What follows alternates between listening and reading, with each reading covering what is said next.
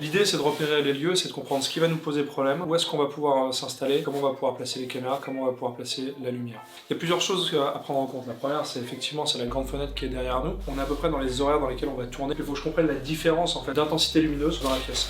Et pour ça, je vais utiliser une cellule, celle qu'on loue chez SOS Ciné. Il y a aussi de la colorimétrie et tout, c'est une Seconix C800, ça vaut un peu cher. Une petite cellule fait très bien l'affaire. Je vais faire un premier relevé pour comprendre en fait quelle est l'intensité lumineuse qui vient de par l'arrière. L'idée c'est quand même d'avoir plus de lumière sur lui que derrière. Ensuite pour mon cadre, je vais utiliser une autre application qui s'appelle Cadrage. Le cadrage, ça va pouvoir me permettre de simuler ma caméra et les optiques que je vais utiliser. Voilà, tout de suite, je sais que je serai un petit peu dans cet axe-là, en sachant que je vais privilégier, comme je suis en interview, les longues focales. Je vais essayer au minimum d'être à 50, donc ça va me permettre de voir si j'ai suffisamment de recul dans la pièce pour pouvoir le faire.